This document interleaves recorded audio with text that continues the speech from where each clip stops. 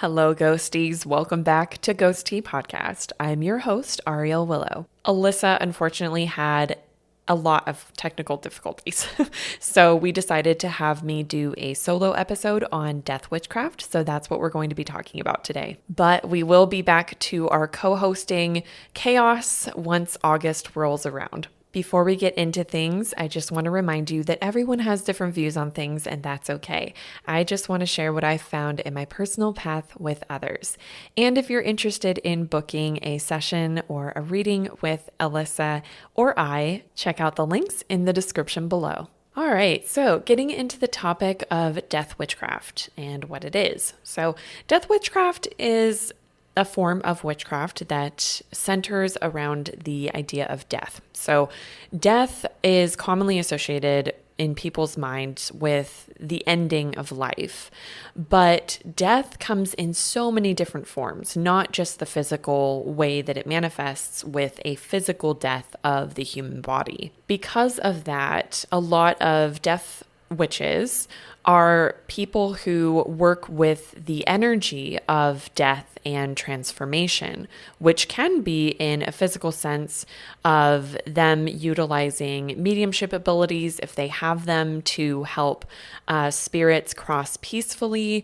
I don't believe in spirits being stuck, so I don't believe that they would really need our help necessarily to cross, but a lot of loved ones feel better knowing that the pathway between the loved one and the other side is clear and free of obstacles and things like that. So a lot of death witches will do workings or ceremony for spirits who are crossing over to just give them a really clear pathway forward to cross so that they don't have any confusion. But not all death witches are mediums. I personally am a medium, so a lot of my death witchcraft involves working with spirits one-on-one and utilizing my mediumship abilities. But for witches who are not mediums, they might feel more comfortable going to cemeteries or graveyards and making sure that they're upkept so that they're not falling into disrepair, looking after the gravestones, getting to know the energies of that space, working with the energy of death outside of physical human death. And this could really look as simple as someone just utilizing transformational energies within their witchcraft. So someone who is focused on helping people to go through transformations in their lives and things like that, which really is what death witchcraft is as a whole. If you're looking at it, including the mediums, including the people who aren't mediums, including all of the people who work within the umbrella of death witchcraft, what you're going to notice is that there's a common theme of transformational magic. And what that means is just someone who is assisting you in a transformation in your life, whether that is through a working like a spell or a ritual or a ceremony, or working with you through coaching, or working with you through a mediumship session where you're able to find peace with someone's passing. Now, there are going to be people who have the question of, well, is necromancy considered death magic? And it actually isn't. The reason being is that necromancy specifically is just the act of communicating with the dead. So although death witchcraft can include necromancy, it's not necessarily the same thing. Like you can't interchangeably use necromancy and death magic or death witchery as the same thing because they are different. Because some people won't communicate with spirits directly within death witchery, but they will practice, helping people through transitions. So necromancy specifically is communicating with the dead, but also to gather information from them, predicting future events or getting information that is not known in our current timeline, reality, etc., whatever you want to call it. So necromancy would actually fall more under the umbrella of like paranormal investigating. I would consider a form of necromancy in a way. Mediumship, I would consider a form of necromancy, but yeah, it's not quite the same as Death Witchery. So that's one thing that I wanted to mention because I know that someone's going to have that question. So going back to Death Witchery, what is it? Like, how do I know whether or not it's a good fit for me? Because I know that other people are going to have that question as well. And I would encourage you to ask yourself, if you are interested in Death Witchery, how comfortable you are with the idea of death. And this doesn't have to, again, necessarily be a physical death. Many of us, most of us, will have some fear around death, whether it is the fear of the unknown after we die, a physical death, or the physical death itself.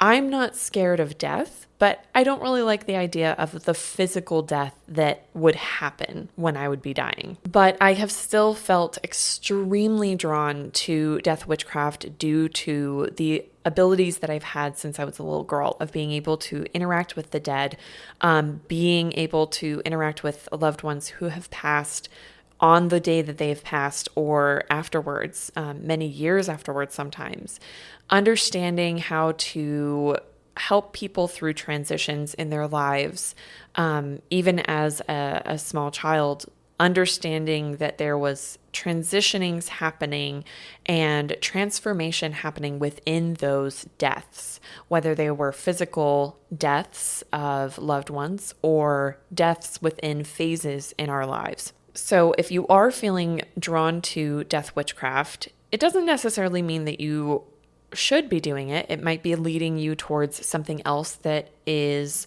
close to or similar to Death Witchcraft.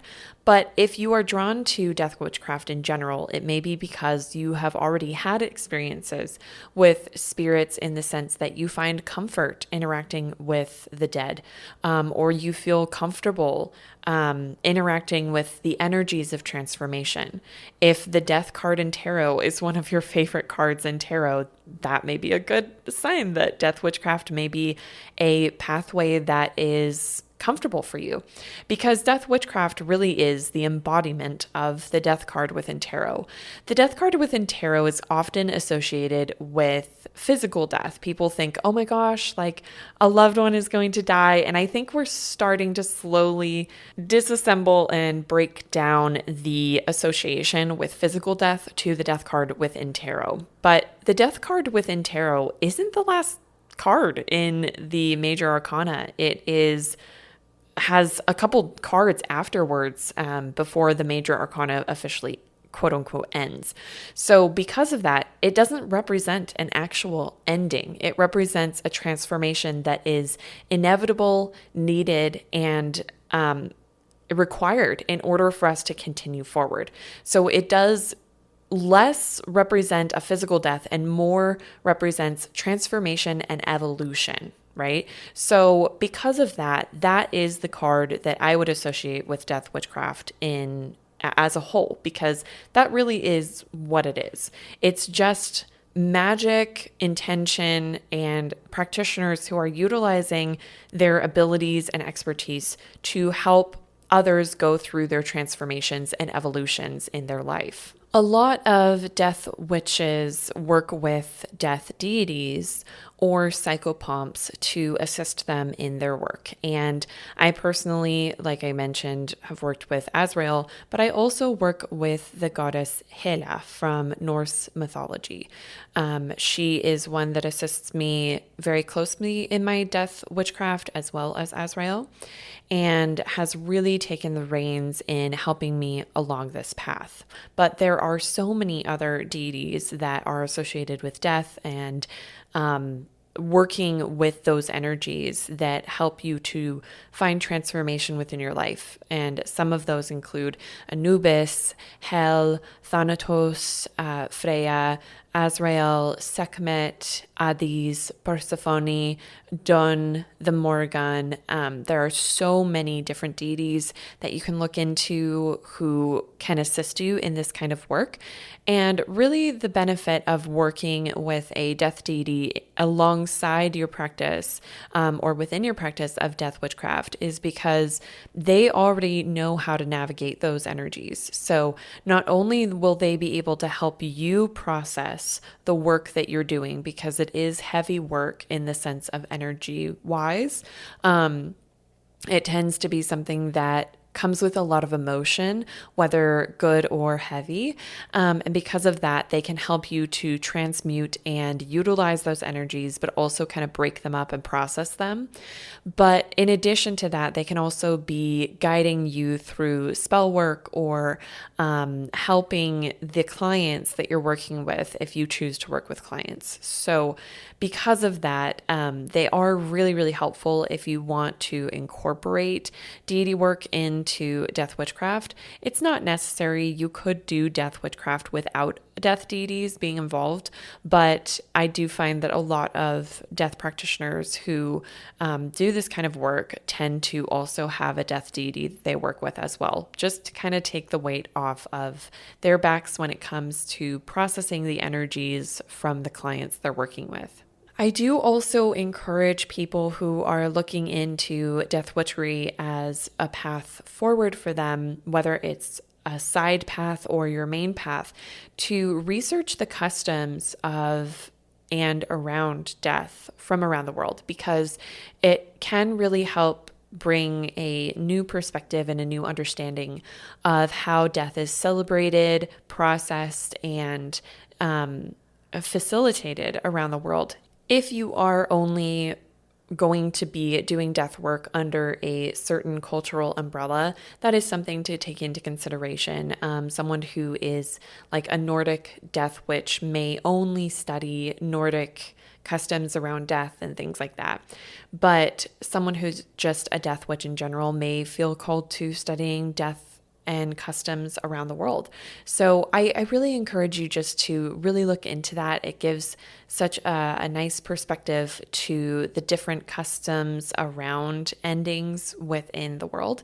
And it's really, really interesting. It can kind of open your horizons. But one thing that I want to leave this episode on, which I know that this is a short episode, but these are a couple questions that if you are thinking of getting into death work, if you are thinking that this might be a pathway for you, these are questions that I would really like you to ask yourself and sit with and really be honest with yourself when you're asking these questions. Because with any pathway that you're going into, whether it's death witchery or, a herbologist or a green witch or, whatever kind of witch pathway you're taking, even if it's just an eclectic one, understanding why you're taking that path or why you're choosing that path is really, really important, not only to help you feel more confident in your decision to take that pathway, but also helps you to create and shape and form your practice. So here's a couple questions that I would like you to sit with yourself, ask yourself whether this is just sitting and asking and journaling about it, or pulling cards, or sitting with your deities and asking them to bring new perspectives on these questions to you about them. But regardless, I really encourage you to sit with these questions. The first one is, what does death mean to you at its core? Is death an ending? Is it a transformation? Is it a little bit of both? What does death mean to you? What is definition of death in your mind? The next question is, how do you approach transformations and evolutions within your own life? Do you resist them or embrace them? This is an important question to ask, because if you have not found methods that work for helping you through transformations and evolutions within your own life, it may be difficult to assist others who are going through them. So understanding how you approach them is a really good start, and also finding ways that you can better embrace transformations and evolutions within your life. The next question, which I will say is pretty relevant to this pathway, even if you are not a medium or don't intend to work with the dead intentionally, how would you feel commonly having spirits and or death deities or energies within your space and life? The reason why this is really important to ask yourself is because inevitably those energies will be within your life and your space because that's the energies you're working with. And if you view those energies in a very negative way or are afraid of them or uncomfortable by them, this might not be the pathway for you. This might not be something where you are comfortable doing it long term. So that's something to take into consideration when getting into Death Witchcraft. This next one applies a little bit more towards people who are looking to help people on a coaching basis or working with clients, whether doing spell working for clients or something along the lines of working with others. Are you comfortable holding space for those who are grieving or moving through difficult experiences? And if not, are you prepared to do work in order to become comfortable with it? Because in order to be able to be working with clientele through their transformations, it is very, very likely that you will come across many instances where you are required to hold space and support others through their transformations and or grieving.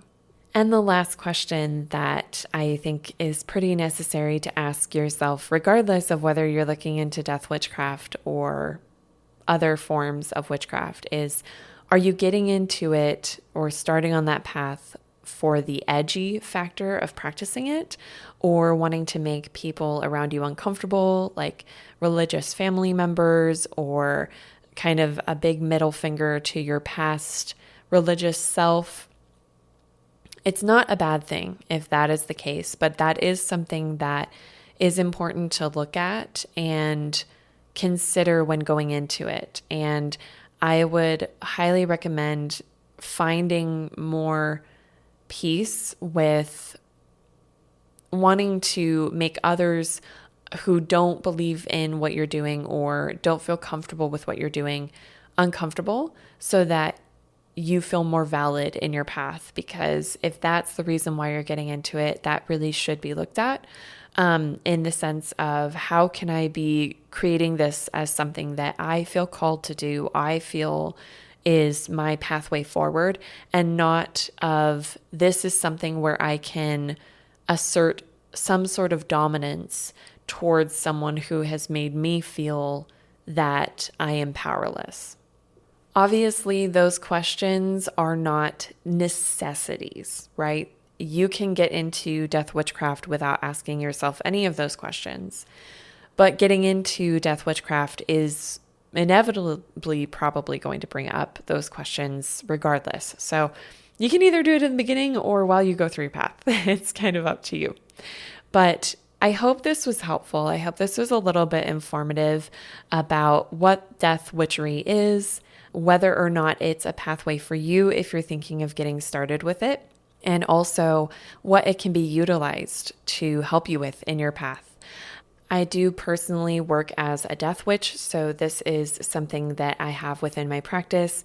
So if you're looking for services and things to support you through the transformations in your life, you can find them through my website, www.arielwillow.com. But with that said, I hope this helps you in your journey forward. I hope it was informative. I hope it finds you doing well. And I hope that you have a wonderful rest of your day on this beautiful day of hell. It just seemed very fitting for me to record this episode on a day that's used to celebrate the goddess Hel in Norse paganism. So I just felt like it was fitting, and I hope that you all have a wonderful rest of your day. I hope you continue learning and stay safe, and me and Alyssa will be back to talk to you again really soon. All right, bye.